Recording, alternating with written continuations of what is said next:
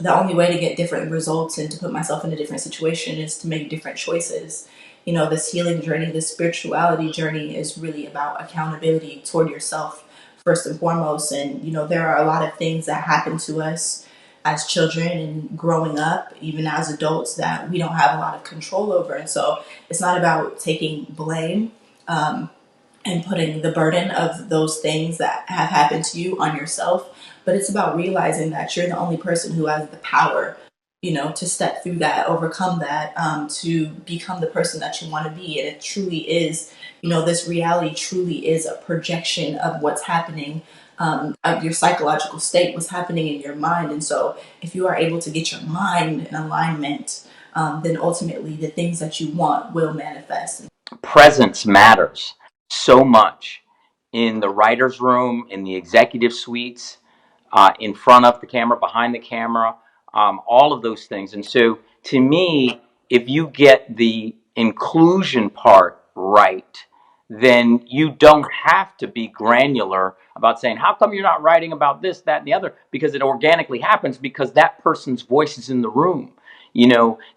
So that's why representation is so important. We have to fight for folks to be represented in the room so that their voices get heard, and also not just token representation, but real influence.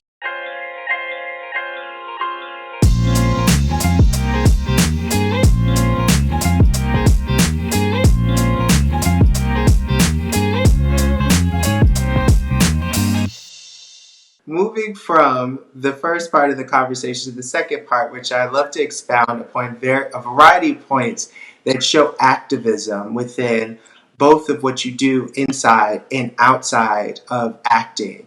And first, Ebony, I followed your career as a model for some time, and the point that you make to wear your natural hair is something that I find so empowering.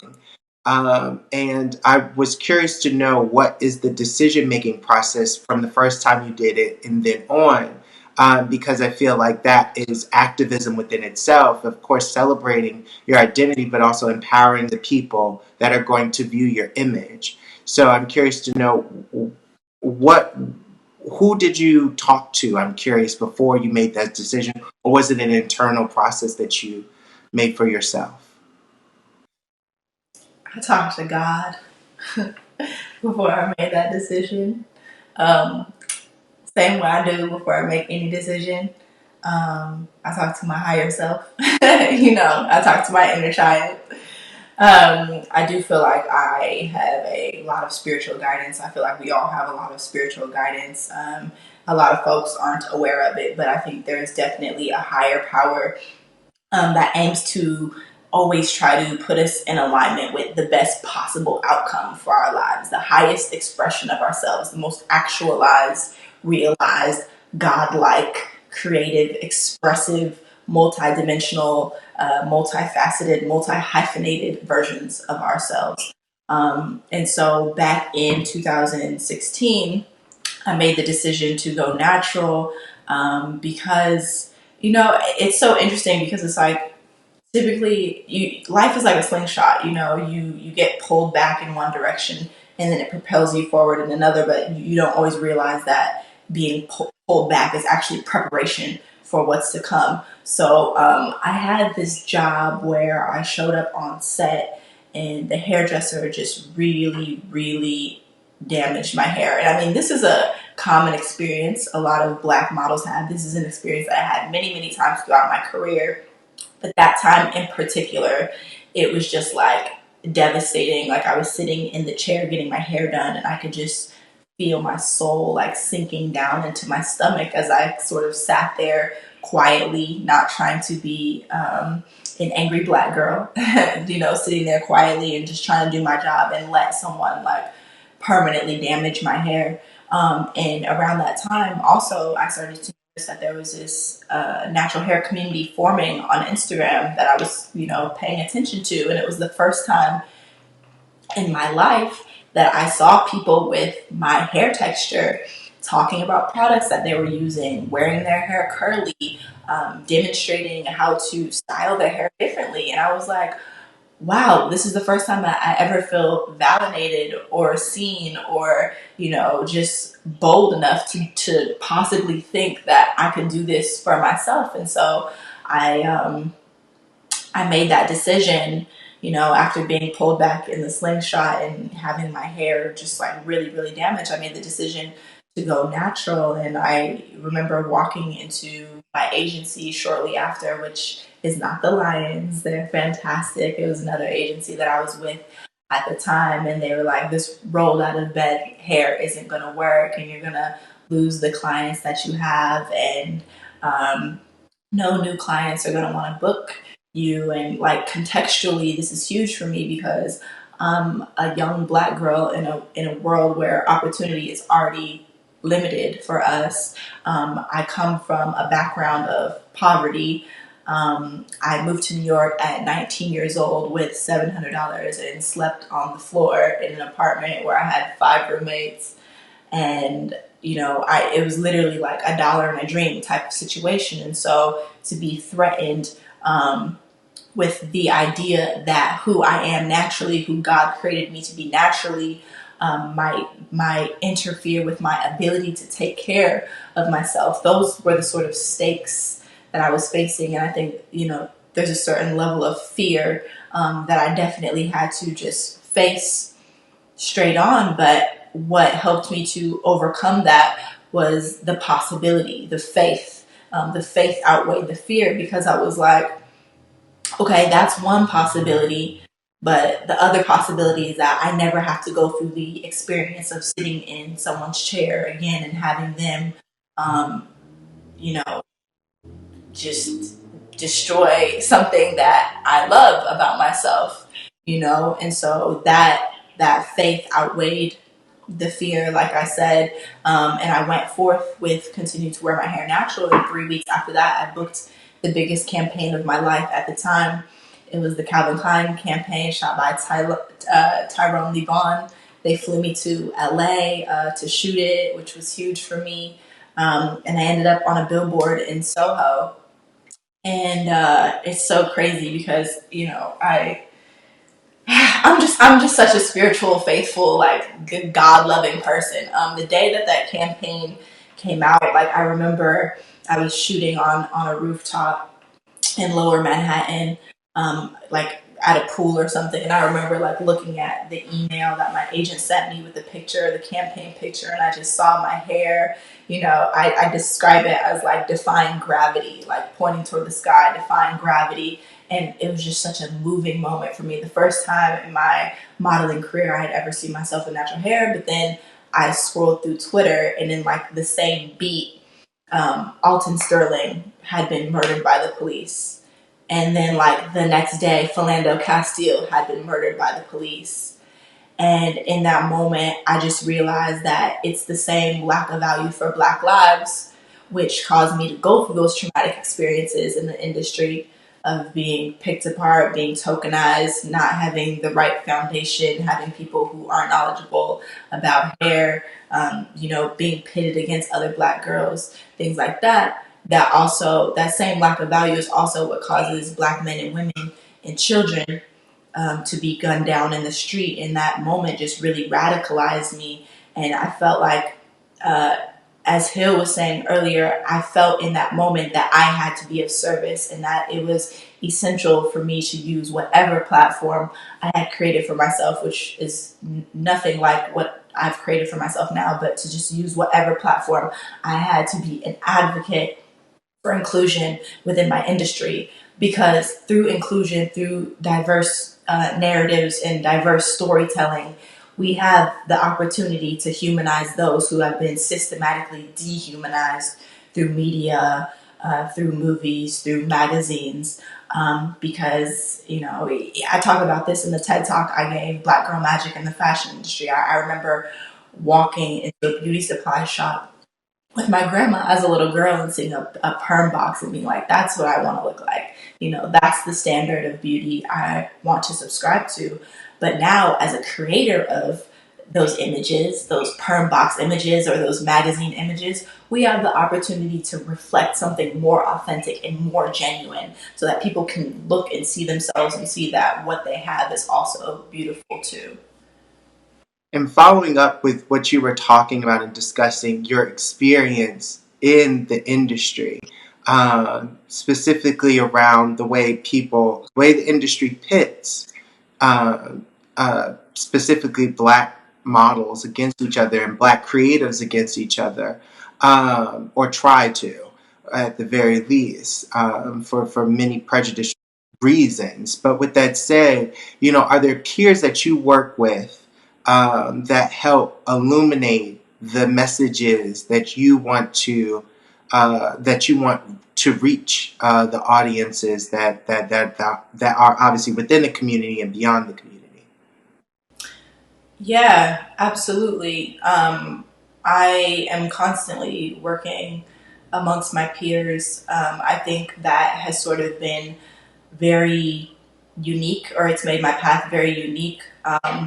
I've always been at the forefront of like creating opportunities for um, talent to be seen that is historically overlooked. And so I'm always producing shoots and creating opportunities for those um, who truly deserve them and who just don't receive them because of the way that the industry has been set up and laid out for us. Mm-hmm.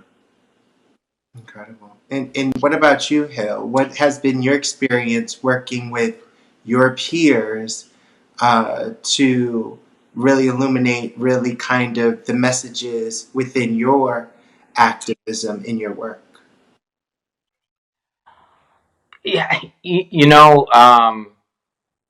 I've been really blessed from the standpoint of being able to work with people. I'll tell you, my first big role in a film that I got hired for was Spike Lee put me in a film called Get on the Bus, and that was like one of my first major roles. And part of the beautiful part of the character was I got to uh, on the bus. It was about a trip to the Million Man March, and so it was a bunch of black men of different ages and places on the bus headed to the Million Man March. And my character sat next to Ozzie Davis's character for most of the trip, right? And which was just, I didn't realize what a personal blessing that was going to be, because even when we weren't doing a scene, obviously you'd see us in the background. We'd have to be on the bus together. So we sat next to each other for like 3 weeks. And he told me stories about being an activist and being an artist, and Malcolm X being coming over for breakfast all the time at his place with Ruby Dee, and told me about Godfrey Cambridge, who's just this great actor who kind of drove himself crazy because of racism and discrimination. And to be able to be amongst peers like that, or not, he's not my peer, he's my, I mean, may God rest his soul, he's my elder, he's my mentor. But to be able to experience mentorship of people who have done this much better than I ever will, who have been fighting for us much harder and deeper than I could ever imagine, and just to be inspired. Just hearing Ebonee just talk, it's inspiring. You know, they're beautiful, wonderful folks in every aspect of this industry, doing their own work and their own fight, and it inspires. It inspires me every time I hear something like what Ebonee just said, or think back to being with Ozzie Davis, or conversations I've had with Harry Belafonte or Sidney Poitier, and and people like that, even Chad Boseman, you know, and the journey he laid out for himself. Um, just being around really wonderful people that are very inspiring. It's just it always kind of fills your soul. And I always say that to tell I use biographies and autobiographies as like mentorship on paper. I can read about people, and because all mentorship really is, right, are choices. They just help you navigate your choices in life. And so you can get that through your own personal spiritual journey and relationship with God. God can help you navigate those choices. Books can help you navigate those choices, and people can help you navigate those choices. So I just, it's just just a blessing to be open to the idea of learning, growing, and being led. Because there's so much inspiration hitting us all the time if we're open to it. Right. And in the vein of mentorship, I have a question here by Trinidad. She wants you to discuss your Manifest Your Destiny Foundation a little bit. I started the Manifest Your Destiny Foundation after my first book because that was the subtitle of my first book. My first book was called Letters to a Young Brother, Manifest Your Destiny. And that book almost didn't get published because most of the publishers in New York are, simply put, systemically and institutionally racist. And when I came to tell them that I wanted to write a motivational book for teen boys of color, they were like, Hill, you know, at that time I was on a show called CSI New York, which was very popular at that time, and they were like, you have these degrees from Harvard, you're on this show that all these people are watching. We'll do a book with you, but not this book. And I said, well, why not this book? He says, well, we're a for-profit company. We don't do charity books. I said, well, what makes you think this is a charity book? Oh, you're pitching us a book for a population that doesn't read. Literally, I heard that time and time again. And if I would have bought into that systemically racist notion that our young men don't read, I would have, said, oh, maybe they're right. Maybe I shouldn't do this. But I said, no, you're actually wrong. And how come you run to that rather than actually holding up a mirror to yourself as an industry and say, I know that there's this amazing group of young black men out there. They're not reading any of our books. Maybe we're not publishing books that they're interested in reading, right? Rather than saying, oh, they don't read. So I told them, I guaranteed them it would be a New York Times bestseller. It came out and it was. And I also said to myself that if it did well, it ended up winning the American Library Association Best Book for Young Adults. So it got put in every library across the country. And so I took the proceeds from that book and took the subtitle of the book and created Manifest Your Destiny Foundation. And everything that I've done since then, including in the work I'm doing now around the racial wealth gap, comes out of that original Manifest Your Destiny Foundation. We want to figure out ways for people to manifest their true destinies. And no matter who you are, where you're from, what you look like, gender, race, identity, orientation, you can create the life you want. And let's figure out ways to help you get there. Incredible, and congratulations. And before we get to the racial wealth gap work that you have been illuminating in your work as for years, Ebonee, what's the importance of mentorship in your path as you pass on a lot of this knowledge to other people? Yeah, mentorship is hugely important. As Black people, we have a tradition of oral storytelling. And so sharing our stories is of the utmost importance. It's how we teach each other in the same way that information is passed on in our DNA and the experiences of our ancestors is passed on in our DNA. It's also passed on verbally. It's also passed on through stories. It's passed on through the images that we create. It's passed on through the television shows that we write and that we act in and things like that. So mentorship is hugely important. It's been, like Hill said, it's really helped to illuminate my choices along the way, speaking to elders in my community. Beth Ann Hardison did very similar work to the work that I'm doing now. She has been a mentor for me since about 2017.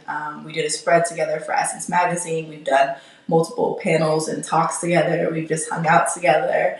And she's a really, really wonderful person. And it's so awesome to be able to continue the work that she started. Nadia Lopez, an educator, she was the principal at Mount Hall Bridges Academy in Brooklyn. She is another mentor of mine, someone who I love dearly, and she was in the Human Shift magazine spread that I had the opportunity to creative direct along with my grandmother and the little girl who represented my inner child. But yeah, mentorship is it's very important, and I've tried to put myself in positions as well where I can be a mentor and mentor the community. I've gone to Mount Hall Bridges and I've spoke to the students there and I've showed them my TED Talk. I just try to be intentional about being of service, because um, human resource is so important,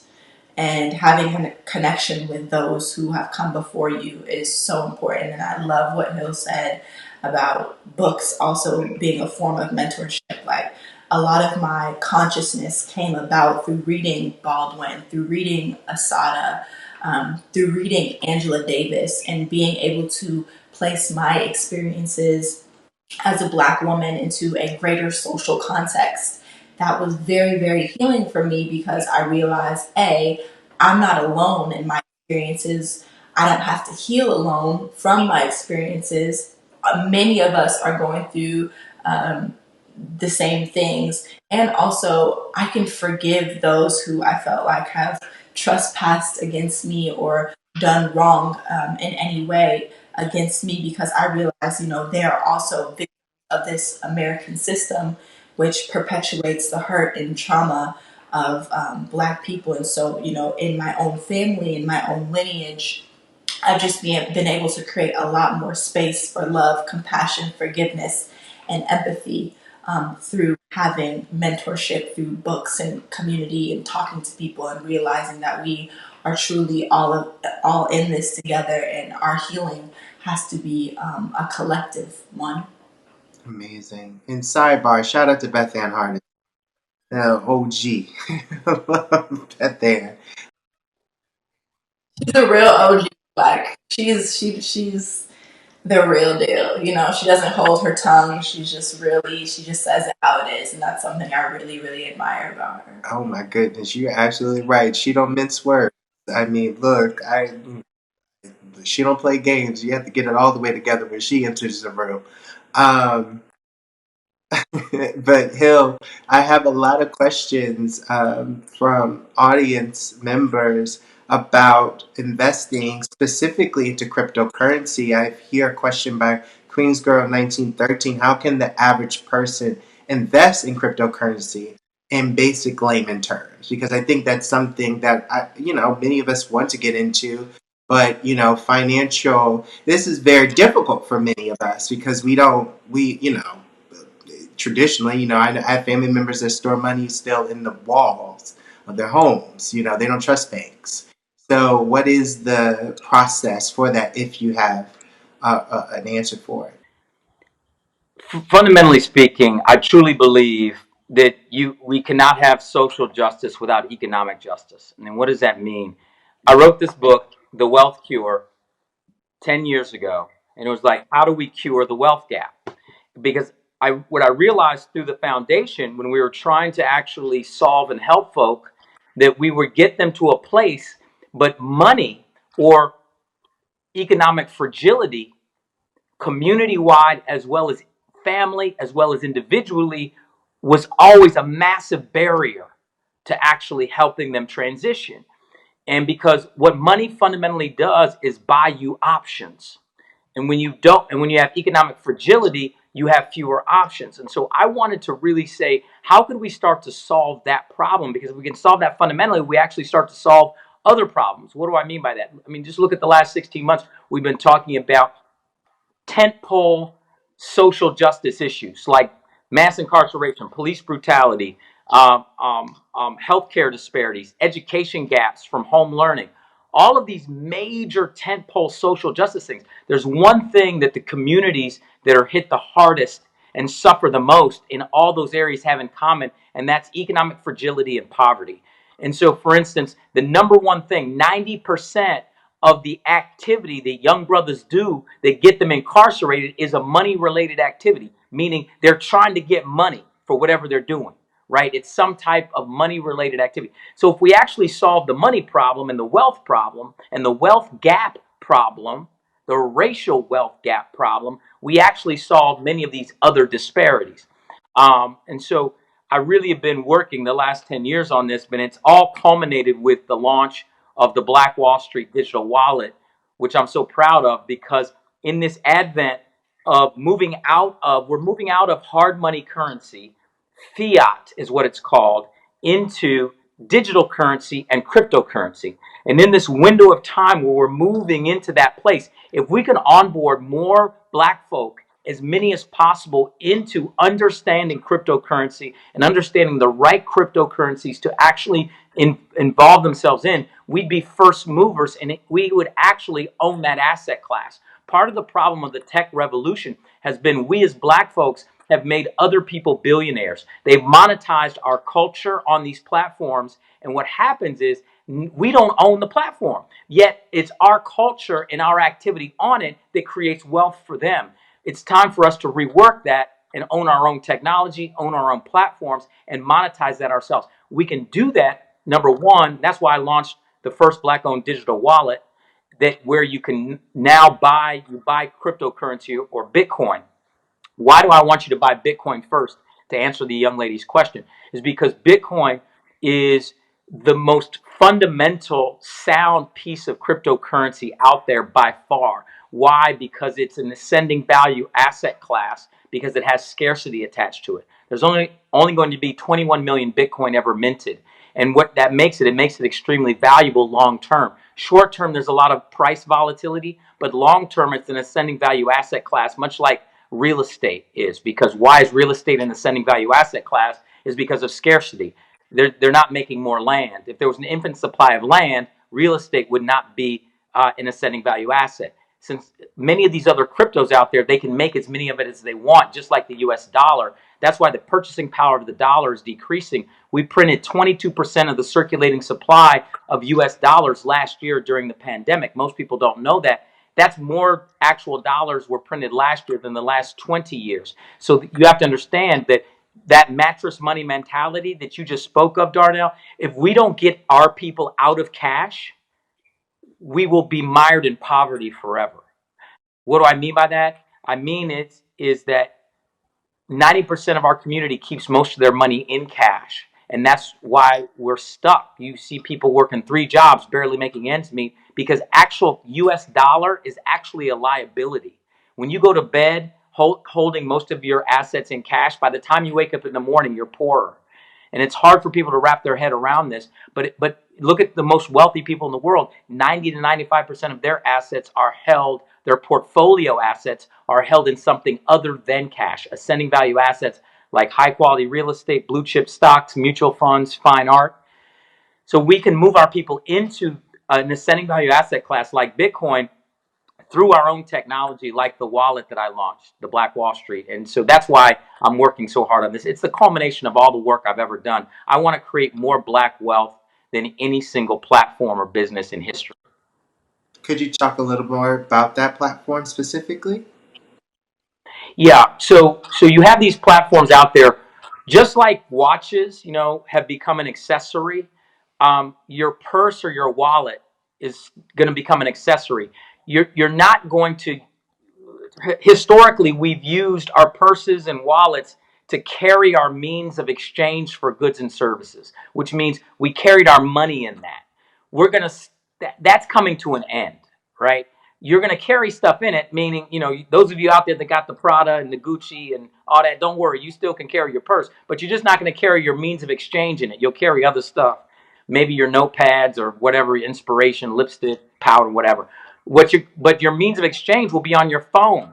Just like you tell time with your phone now and the watch is an accessory, your wallet's going to be on your phone. You're already doing it. Apple Pay, Venmo, PayPal, Cash App, you name it. But we don't own any of those platforms. And the power of actual recirculation or group economics is that if we're recirculating the Black dollar, every time we've done that, we've seen wealth grow in the Black community. It happened in the original brick and mortar Black Wall Street in Tulsa, Bronzeville in Chicago, in Detroit, it was called Paradise Valley, Black Bottom, Wilmington, North Carolina, you name it. We've had places where we're recirculating the dollar. Right now, a dollar leaves the Black community within 6 to 7 hours. And if we don't start owning our own digital wallets, it'll be leaving within 6 to 7 seconds. So that's what's so important. That's why I launched the Black Wall Street digital wallet. It's in the App Store. It's in Google Play, iOS, Android. And then you can go on there just like Coinbase and buy Bitcoin in your wallet and hold it in your wallet. That's going to be if I can get our folks doing this dollar cost average, and this is what I mean, Darnell, you said it's hard. People don't have a lot of money to invest.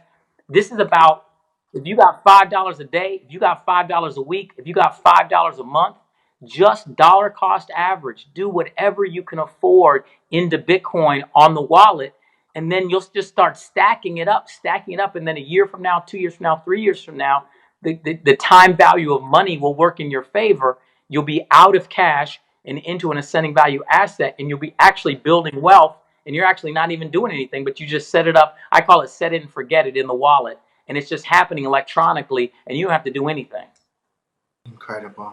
I appreciate this, and I think that so many people that will watch, will feel a lot more motivated to or comfortable to want to make that transition for themselves. And I just find the process, specifically and how you developed it into what you're trying to do, very empowering as well. But with that said, that's all the questions I have for today, and I want to thank both of you, Ebonee and Hill, for imparting your incredible words for this platform. And it's a permanent documentation for people to always go back and see, to understand what it takes to achieve what you all have done thus far, and also to be a part and grow our community in a way that we've never done before. So I want to thank y'all both for joining me today. Thank y'all, and I appreciate this time I shared with both of you. Thank you so much for joining us on this episode. If you have a question that you want to ask our guests in upcoming episodes, we welcome you to ask them down in the comments below, or visit the Lions Management Instagram page and my own Instagram page to respond to regular open calls for questions through our Instagram stories, or you can just drop them in our DMs. Links are in the description. Remember, The New Rules is a series with tangible conversations constructed by you. Yes, you. Join in the conversation and help me build these talks the way they should be, where you learn what you deserve. Can't wait to see your questions, and see you next time.